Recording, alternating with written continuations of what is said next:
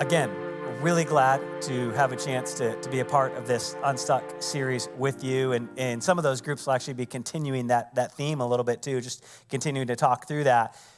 But there is this reality that for the last couple of weeks inside of this Unstuck series, I just want to be real candid with you. And I've been honest with you throughout the series. We're trying to help each other get moving again oftentimes. Like when we find ourselves stuck in any capacity of our life, how do we get traction, get forward movement again? And I've said multiple times in this series, some of what we're talking about it does take some work. It takes some energy. It's not wave a wand and then everything's great. I know we would like it to be that way, but Jesus is much more interested in developing a relationship with us, which often means we're kind of walking through something with Him. And so the last couple weeks we've just been honest and said, hey, this is during the week. You got to keep processing that. You got to keep processing that. Today, that's going to be true, but I also want to just say to you on the front side of today, you're going to have a chance to walk out making a decision that the moment you make it will begin to change the course of your life. The moment you make it. Okay? So it's like a right here, right now. It won't be the only time you make the decision, but the moment you make the decision, your life will start to change in a really good way. Okay, I have things that I don't mind carrying. Okay, when I have them, I don't mind carrying them. I don't mind carrying like a really good cup of coffee or a cup of tea or whatever. If I'm walking someplace, if I'm wandering around in a mall or whatever else, I don't mind. Some of you hate that and you want to carry a Mountain Dew or whatever it is. I mean, that's fine. Do your thing, right? Okay. I mean, you can be broken. No, it's fine. But I don't mind that. There are things I don't mind carrying. I don't mind carrying a chair to the beach if I'm going to get to sit in it and stare at the ocean, right? Then I'm good with that, right? I don't even mind sometimes carrying my family's chairs if we can get to the beach and just stop talking and look. No, I'm never mind. But if we could get there and just look at the ocean, right? I mean, just lock it in, okay? I don't mind. I don't mind. But there are some things that I don't like carrying, right? You got some of those other things they're not very fun for you to carry. Sometimes, honestly, I get tired enough that I don't even like carrying myself anymore. You ever have that moment where you're just like, I do not want to put one foot in front of the other again. I just like to sit down right where I am. Sometimes sometimes I've been in a mall or a store long enough. I'm like, this is over, ladies. This is over. I have 2 daughters and a wife. I'm like, this is over, okay? Like, I'm done. I just can't carry myself anymore. Now, fortunately, I'm at a stage of life. It's a good stage of life. Right now, I'm at a stage of life where I do have 2 girls, but they actually are old enough, strong enough, they're active enough that they've got enough coordination and core strength and everything else that they can sometimes do this to help me out, like they're in, okay? They can do it, and they can even go a few steps. Like there's a little window of time where they can carry me, okay? And I like it because sometimes I don't want to carry myself anymore. Let me tell you the thing I hate to carry most, though. And some of you might identify this with me. Some of you, you don't have to do this. This isn't part of your life, and that's fine. But I enjoy the benefit of this, but I absolutely despise it, okay? I despise carrying these. I hate it. Anybody else with me? I mean, you got a water softener, you got to carry that dumb thing in, you got to go down the stairs, you got to load the dumb thing. Yeah, I'm capable, I can do it. I also have teen girls who can do it too, praise the Lord. But I have a guttural reaction to that when it's time, okay? And so in the winter, I'm like, I really don't want to do that in the winter, so I'm trying to stock up like a little bit ahead or whatever else, right? I don't know what it is. I just despise carrying those. I hate it. Today, what I really want to do is I want to invite you to stop carrying something that if push comes to shove, you probably hate carrying. You might have been fooled into believing you enjoy carrying it or that it's a benefit to you. But I think if you just take a step back and you survey everything in your life, you'll realize, wait a second, I hate carrying that. But I want to give you some permission on the front side that everybody in this room and everybody joining online has or is carrying this. Everybody. So when I say it, and those who've been around church a long time want to say, no, don't do that. Yeah, you do. We all do. We all have. We'll all be pushed into boxes where we have to deal with it again. It's okay. It's okay. What I want to help you, like that stupid, awful bag of salt pellets, what I want you to be able to put down today is this awkward, cumbersome, more sneaky than we often realize, but often deeply rooted thing of bitterness, of unforgiveness. Sometimes of the smallest pains and sometimes of the greatest pains. Even today, all of us gathered and here and in the middle of a location and online, we've got all various sizes of bags of bitterness. Some of us have carried them for decades. They're so normal to us that even though we don't like them, we can't imagine our life without them. I want to help you put some of that down today. And I'm telling you, you're going to have an opportunity to make a choice that will begin to change your life the moment you make the choice. Much like the bitterness that we carry has been changing our life in a negative way since the day we began to carry it.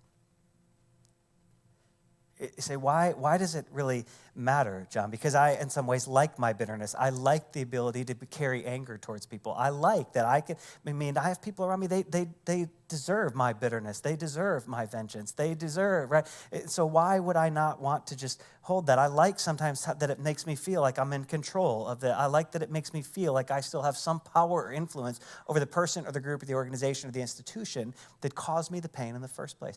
Let's just talk about it a little bit from the perspective of Jesus in humanity. Inside the scriptures, I want to read just this 2 lines to you from a guy named Paul who wrote a letter to a group of people in Corinth who had all sorts of relational dysfunction, including with Paul. And this is what he said to him, 2 Corinthians chapter 2, verses 10 and 11. This is what he said. He said, anyone that you forgive, well, I'm going to forgive him too. Like, I'm actually forgiving too. And Paul there, it's actually trying to lead by example. Like, come on, we're going to do this, right? You're forgiving, I'm forgiving, like we're gonna let these things go. And what I have forgiven, if there was even anything to forgive, Paul's trying to give all sorts of benefit of the doubt, which is not a bad thing to do when we're dealing with some bitterness. I have forgiven in the sight of Christ for your sake. And then verse 11, listen, this is huge. In order that Satan might not outwit us. Because we're not unaware of his schemes and his little plans and his idea of how to trick us and trap us. We're not unaware of the bait that he is setting for us. We don't want to be outwit by saying, Paul's writing that, look, when you hold the bitterness, when you hold the unforgiveness, when you hold that hurt, that's actually what the enemy is using to outwit us. And for so many of us, listen, we've been outwit. And we are carrying a bitterness, and there is no greater cause to our stuckness. There's no greater or more common cause to us being stuck than our unforgiveness, than the bitterness. Listen, the hurt is understandable. Understandable, absolutely. These people had ridiculed and questioned and mocked Paul, and they'd done all sorts of things to each other. Paul's not diminishing the hurt. What he's saying is, let's not be outwit. Let's not start carrying it around and be outwit by the enemy. Let's not be fooled. Look, the writer of Hebrews, he says it this way. It's like, look, but watch out that this poisonous root of bitterness doesn't get in you, because when it gets in you, it starts spreading, and it will trouble you, and it will actually poison a whole bunch of other people. Like sometimes we carry around like this flask of bitterness, and we're waiting in order to like pour out the bitterness back on the person that hurt us. But what we don't realize is that all the while it's like it's in us, and we're actually spilling it out on all the people we actually care about most. It's why so often the old adage is true that hurting people hurt people. Because when we're carrying the bitterness, we want to enact the vengeance or the pain on the person or the group or the organization that hurt us, but we're actually like pouring it out all over the people around us. We don't mean to. It's why we often hurt the people we love the most. We're not trying to, but we're carrying a toxin. We're carrying a poison, and it is impossible to put a lid on that. It's moving. So the scriptures tell us, like, there's really huge benefit to this. You can stop causing some pain to people around you that you're not meaning to cause in the first place. You can get rid of the poison that's in you, and you won't be outwit by the enemy. Again, for so many of us, it's not ill intention, but for so many of us, we have confusion about life because bitterness is a trap. The enemy uses to outwit us, to foil our plans, to get us caught in his plan. And you might be skeptical. I get it. And you're like, oh, we're in church. You're supposed to like encourage us to forgive people or whatever, and that's fine. But look, even people who don't have anything to do with this. I mean, I don't know if you've noticed this, but it's really hard right now to find people who agree on matters of health. Have you ever noticed that? Like the supposed medical experts, nobody really agrees. Most of you don't agree with each other in the room. Okay, it's fine, right? But you can find some common sources of agreement, and this issue of forgiveness is one of them. You just go start searching random health leaders and health industries, and they're all going to say the same thing. I just pulled one list of many. Here's one from Mayo Clinic. Mayo Clinic just said, look, there are benefits to forgiveness. We literally see physical ailment with people who are carrying bitterness. We literally see chronic illness with people who are carrying bitterness. Right? I mean, so just think about that for a second, right? They're not quoting Bible verses. They're not quoting, right? But just look at some of them. They get healthy relationships. People have improved mental health. Listen, we're in a world where we are being taught to be offended, and at the very same time have rapid increase of mental health struggles.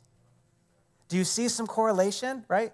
And again, I'm not diminishing mental health issues. They are real. It's a real thing, and we have to continue to get all of the help we need in that. But do you see the correlation, right? Less anxiety, stress, right? Hostility, lower blood pressure. They have fewer symptoms of depression. They have a stronger immune system. They have improved heart health. They have improved self-esteem. I mean, are there any of those that you don't find yourself wishing that you and the world around you had more of? I mean, you're probably not actually thinking today, I just wish everybody around me would have higher blood pressure. I would really like to see people more angry and hostile. I mean, right? Nobody's thinking that, right? But could we pull back? Could we look below the outward issues of the day, look down one level, and just say, is there any chance? Even though I had all the best intentions, is there any chance I've been outwit by the enemy and I've grabbed a hold of some bitterness that I don't mean to hurt other people with, and I certainly don't mean to hurt myself with, but it is a poison, and it can even impact me in my physical health. Yeah.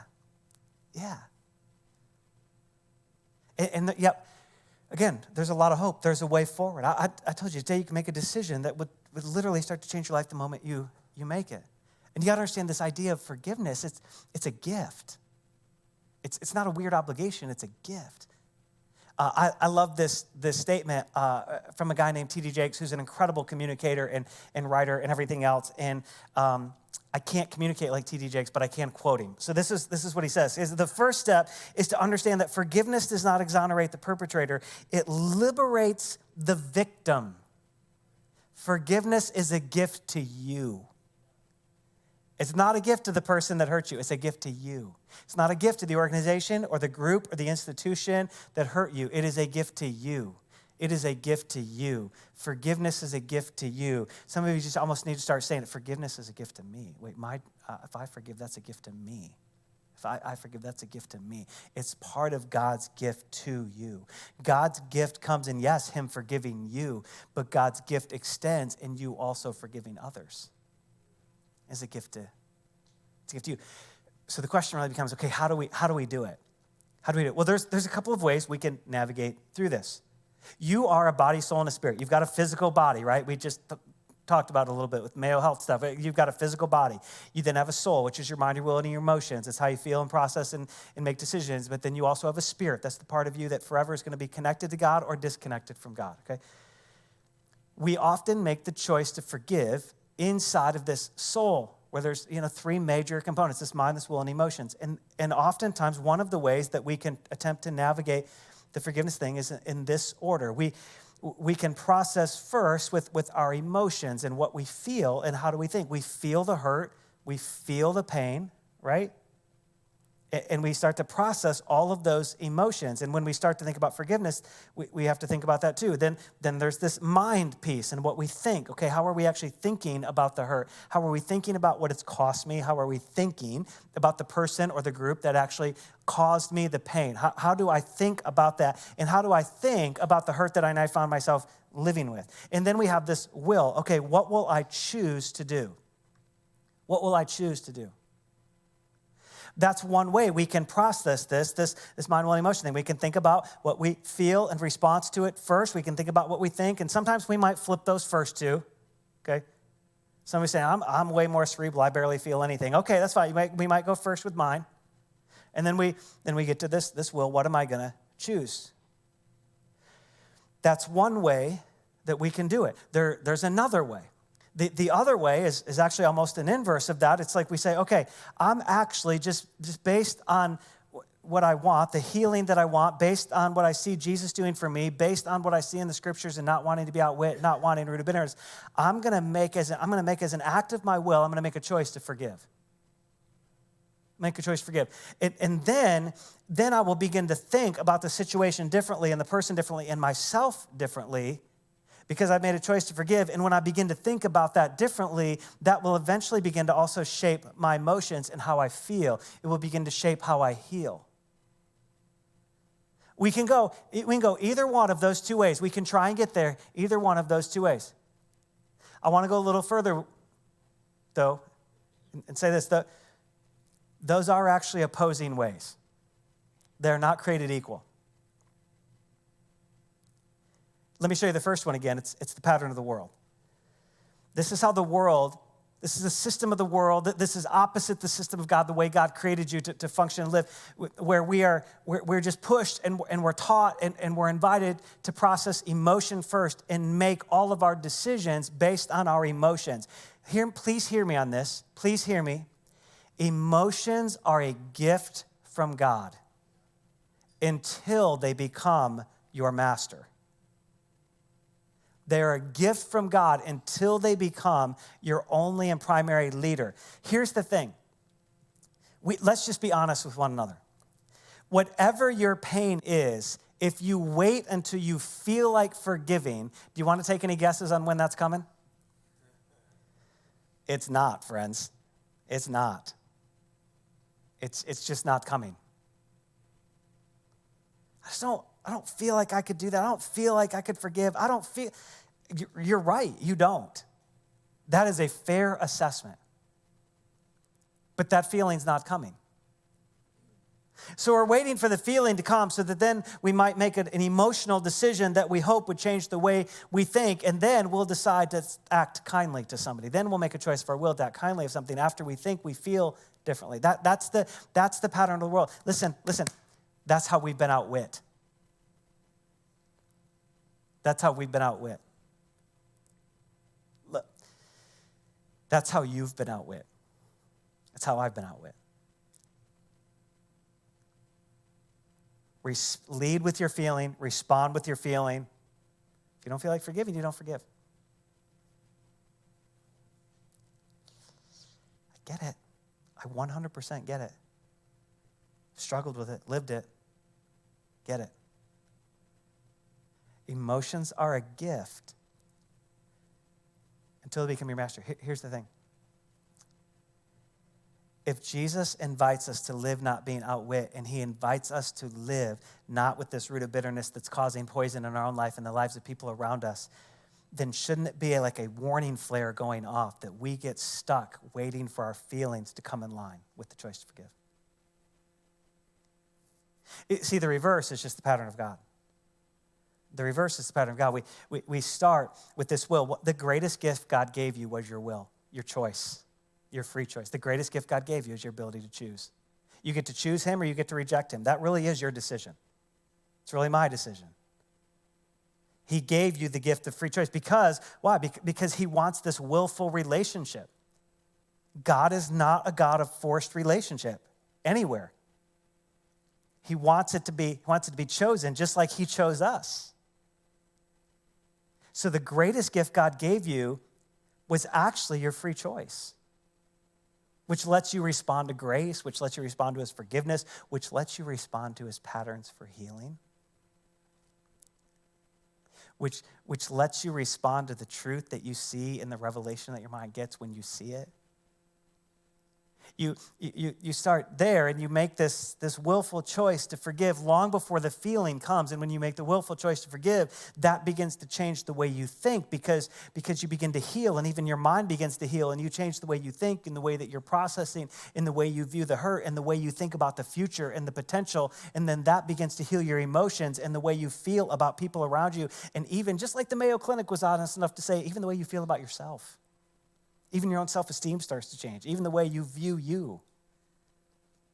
We make a willful choice because that's what Jesus invited us into, and that begins to change and shape our mind and our thinking, which begins to change and heal the way we feel about people, about ourselves, about the circumstance. And it begins to detox us of this poison. It begins to open our eyes to how the enemy has outwit us and is still trying to. The same guy, Paul, who wrote Corinthians, he wrote this letter to a group of people in Ephesus. And one of the things he said in there was hey, you're going to have trouble. Like, you're going to bump into each other. So when you do, forgive each other just as Jesus forgave you. Can we just go back for a second and let's just imagine ourselves in and around Jesus heading towards his crucifixion? Because Jesus didn't make an emotion, mind, will decision to go to the cross. In fact, Jesus, out of his emotion in his mind, actually asked his heavenly Father if there is a different way. Could we do something different here, please? That was his emotion, his mind. He's being very candid, being very honest. I love the freedom to be that honest with God. What a treasure. But as an act of his will, he says, it's not my will, though, it's yours. So he surrenders. His forgiveness is led with an act of his will to surrender to his Father and to love you, love me, through the act of forgiveness that would open up the door to a relationship with him. Even Jesus went in that order.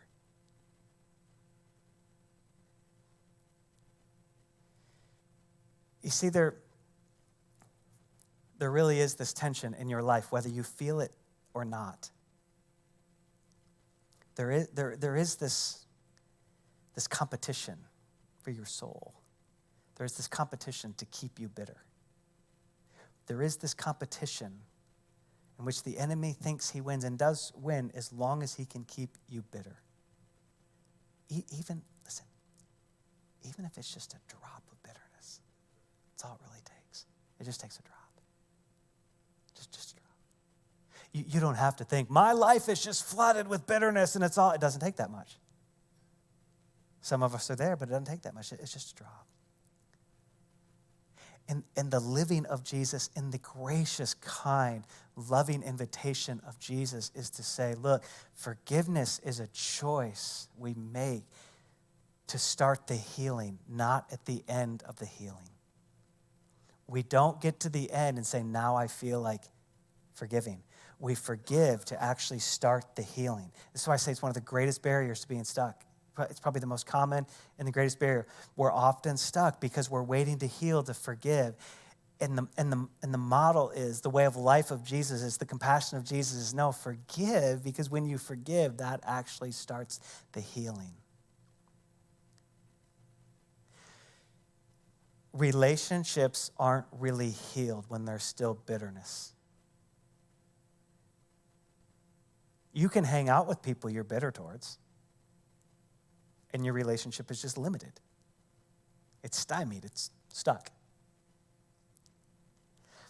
Listen, I've said this to you before, I want to say it again.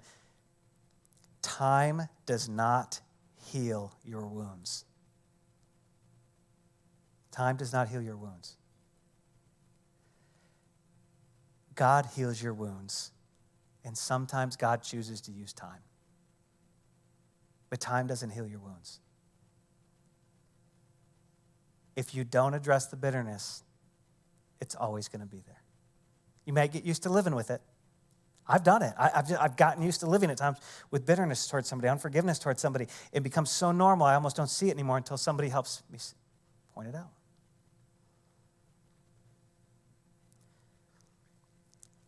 Today, what do you need to forgive? Like, what's the thing? What's the thing? Who do you need to forgive? What do you? Let me just walk out some examples with you for a minute. Just things that we probably need to forgive. For some of you, it's as simple as you've been lied to. Somebody in your life just hasn't been honest with you. And look, it might have been somebody really close to you, but it also might have been a business. Might have been some deal you were trying to make, something you were trying to buy. Somebody didn't stay true to what you thought the contract was. And it just locks in and it sets in on us. And all of a sudden we find ourselves with some bitterness. We can at times be bitter about people who have lied to us a decade ago. It just sets in there. And for some of you, even today, somebody's like coming back to mind and you haven't thought about it in a while. Some of you were lied to last night. Somebody gave you a half-truth, a portion of the truth. And it hurts. It's understandable that it hurts. It's so disappointing. Some of you lived with people who lied to you for decades. Decades. It was probably about 11 years ago now. I realized that there was a significant person in my life who wasn't who I thought they had been for the last 25 years, 30 years. I had no category for that. I didn't know what to do with that. And some of it was just this. And I'll just be honest with you too. I'm still forgiving that. I still have to remind myself to forgive that. I still many days have to wake up and make the choice to forgive. I don't want to get outwit. Some of it's just, it's a lying thing. Some of you you need to forgive because somebody's been ghosting you. And man, that kind of hurts, doesn't it? This one's fresh to me. I've suddenly been ghosted by somebody in the last 2 weeks. And my first response, obviously, has been anger. Jerk. Okay, just being honest. There's a choice to forgive. Like, yeah, why? Why'd they just vanish? Why no response? What's really happening? For some of you, it's something as big as betrayal. You've just been betrayed. Somebody turned their back on you. Somebody completely walked away. Somebody began to lie about you. Somebody began to ruin your good name. Somebody who you thought was your friend and maybe had been your friend, they started to damage your other friendships, and you're not even sure why. What turned? What changed? And you may not even really know what it is, but man, it stings. And when you keep seeing those people or you keep being in those environments, it keeps cutting. It's like it just keeps poking and prodding. And yet there's this decision that we could make to actually be a gift to ourselves, to say, I just choose to forgive. And when they do it again tomorrow, I will choose to forgive. Not to let them off the hook. Like T.D. Jakes says, not to exonerate them, but to give a gift to myself that I am not carrying. I'm going to put that on God. All that is God's. I've been carrying that, but I'm just going to give that to God. I'm going to take what's in my life, and I'm just going to put all that pain on God, let him deal with it.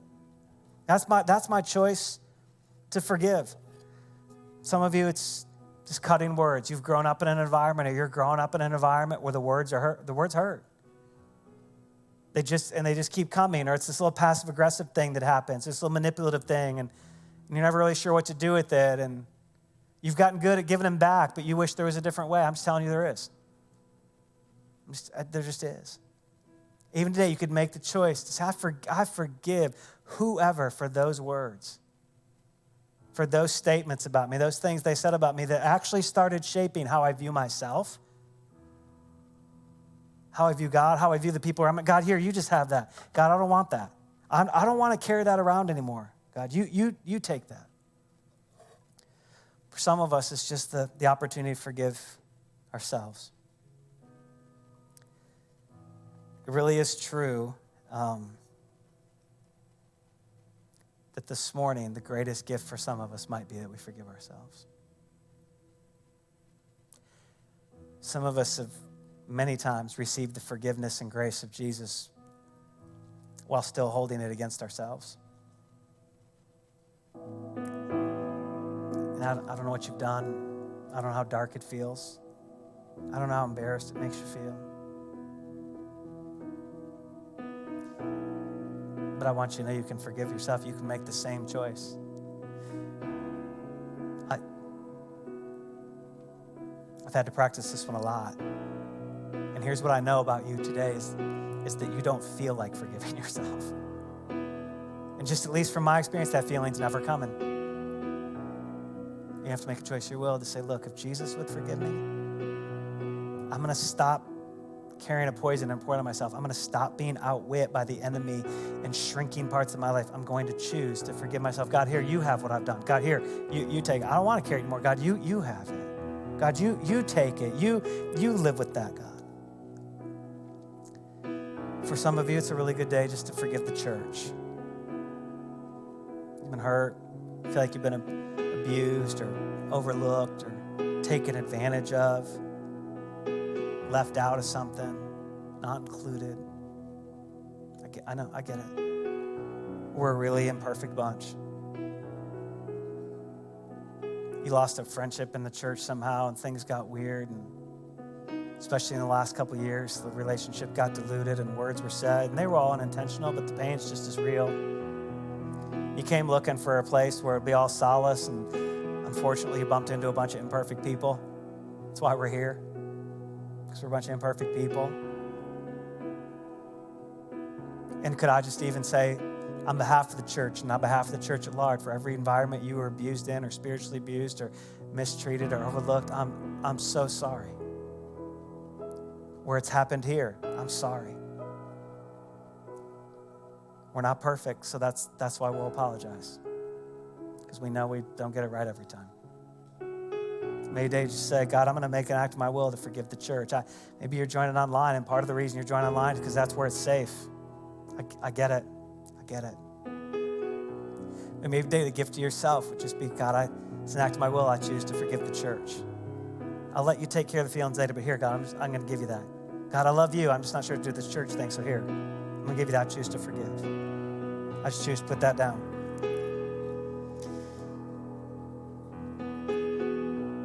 How about this one? Lost opportunities. You got any bitterness running around in your heart just because of things that should have been that weren't? And you fairly wish they would have been. It's one of the toughest ones for me. When my dad took his own life, and we were actually on our way back to our hometown, Battle Creek, when it happened, and finished the rest of the trek home. And I remember I have to go to the funeral home and identify his body, acknowledge it was actually him. And I remember being in that room in the funeral home with just him for a little bit. And my dad left after I was one, kind of floated in and out of my life. And when we were together, it was fine. I mean, but in that moment, I was confronted with this thing of, okay, I can live with only regret of what could have been. What could have been, what should have been, what should have been, right? Or I can make a crazy choice right now to just say, I choose to forgive. Dad, I choose to forgive you for all that could have been that wasn't. That all we didn't get a chance to experience because of your choices. Sometimes the hardest things to forgive are the lost opportunities. There's opportunities missed because of somebody else's choices. Somebody else not living up to their responsibilities, somebody not living up to their opportunities, somebody not living up to what they could have been, somebody not getting their own healing, somebody carrying their own bitterness, and you end up on the wrong side of that. You just got to look back and say, and it's fair to say, look, that sometimes when you forgive it like that, especially when it's around a parent or whatever, it's okay to just acknowledge sometimes we forgive that one over and over again. Some of you, it's reversed. It's your kid. You feel like you're losing opportunities with your kid because the decisions they're making, or they've pushed you to arm's length somehow, or they've made the change. And you grieve it, and you feel like you almost can't do anything right. and you're broken by it and you're saddened by it, but you're also angry by it, frustrated with it. It's a little paralyzing, and it's all understandable. The feelings are so legitimate and so real. And even today, maybe Jesus would just say, I know, but for the sake of yourself, for the sake of you and for the sake of me and for the sake of the people around you, I just want to invite you to choose to forgive.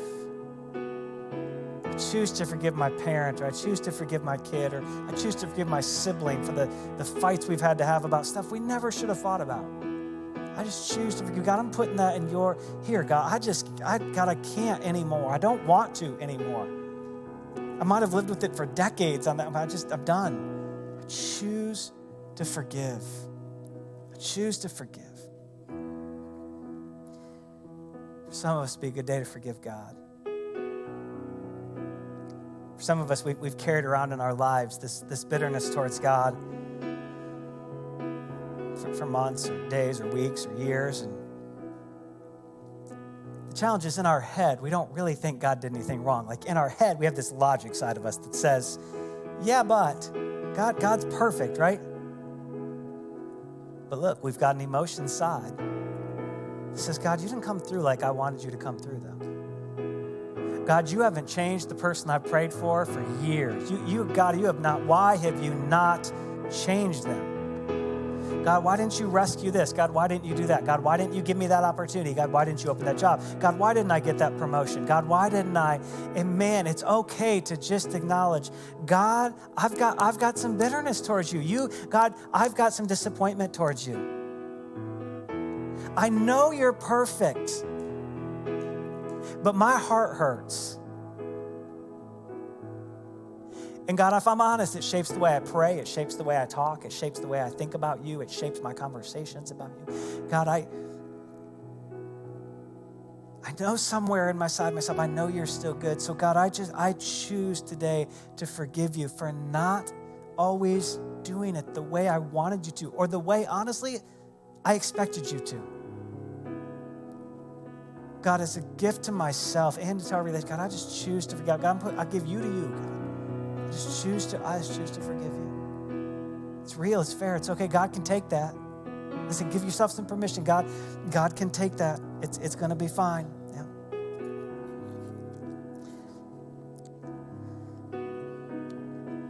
Some of you just live with somebody really stubborn. Or you got a best friend that's as stubborn as the day is long.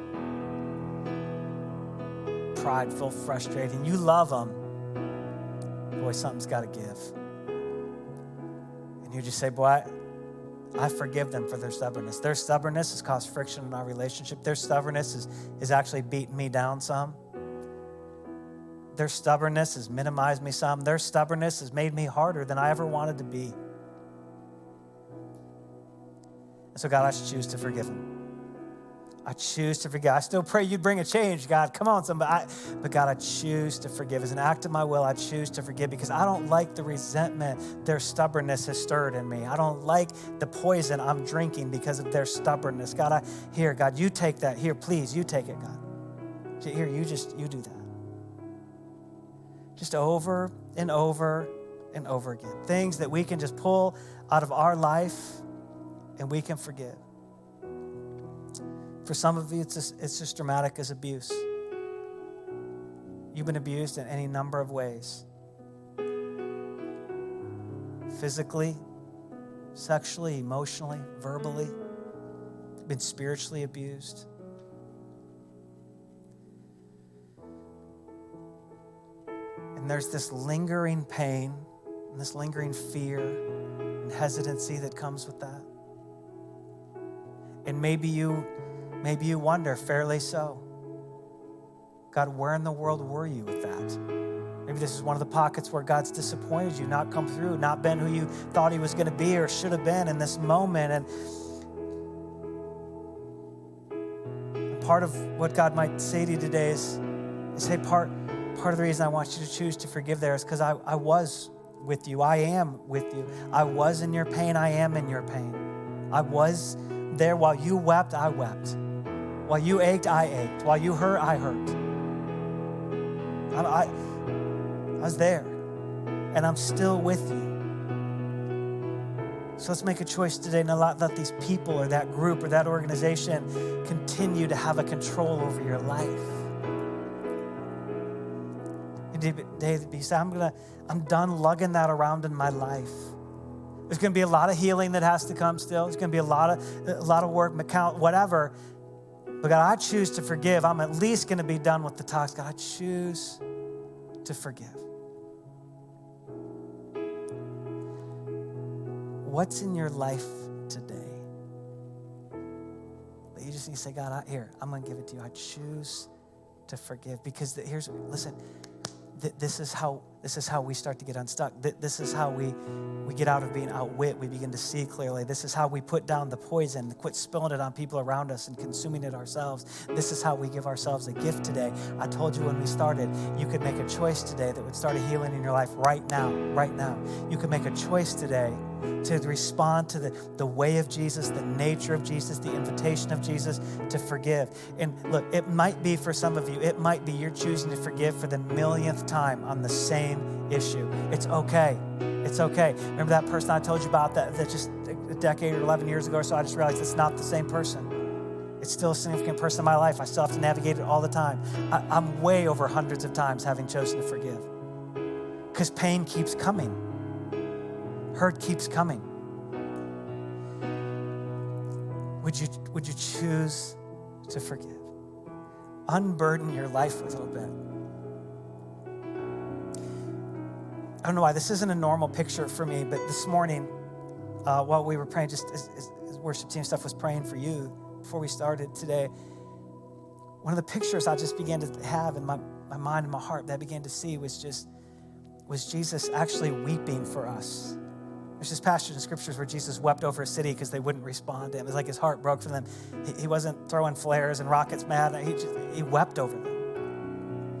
And I wondered today if for some of us the final help will be just the sense that Jesus is so for us. He so wants us to empty this out. He so wants to take it. He so wants us to walk in the freedom that comes from forgiveness, that he's actually weeping with you over it. He's actually weeping with you, just an earnest plea of saying, please make the choice. I know you don't feel like it yet. I know you don't always see the logic in it. I know you don't want to condone what somebody did. And your choice of forgiveness is not any of that at all. It's not letting somebody off the hook. It's not condoning their actions.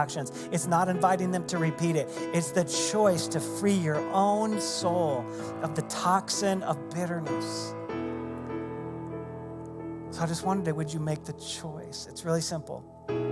Hard but simple. It's simple because it's clear. It's just this simple. God, I choose to forgive, and you fill in the blank who you're forgiving because of all the things they've done. God, I choose to forgive, fill in the blank because of all the things they've done. God, I choose to forgive. It's not, God, help me forgive. It's not, God, will you make me forgive? God, I choose it. As an act of the will you gave me, I choose it. God, I choose to forgive. Would you just bow your heads, close your eyes for a minute, and let's just do it. Let's walk this out a little bit. God, would you so lead us? Give us real clarity, God. There's no confusion in this. I just pray, Holy Spirit, for your clarity in this moment, that we real clearly see the hurt to forgive.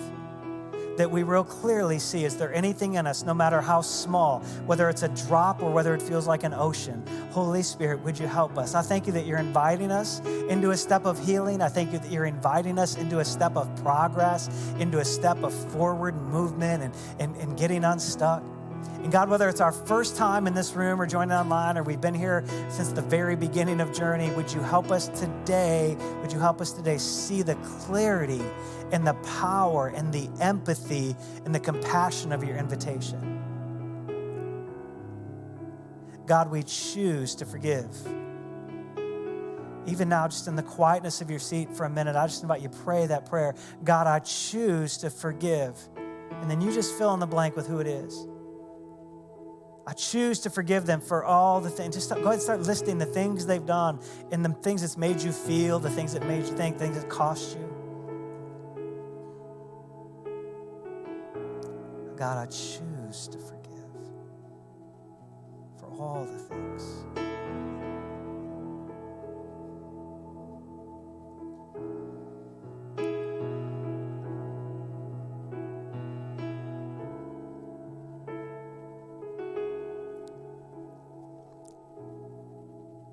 just add to that prayer, God, would you begin to heal my heart? Jesus, would you begin to heal my heart? Jesus, would you begin to heal? Wherever I've housed all that junk, would you begin to just heal it? I thank you for your invitation. God, thanks for taking it, but would you just begin to heal my heart? Would you begin to heal my mind? Jesus, thanks for the tangible expression of your compassion, your comfort. Thank you for some of us, you've just put an arm around us today and told us how proud of us you are and how grateful you are. We've experienced again how much you do love us, how much you do want our good.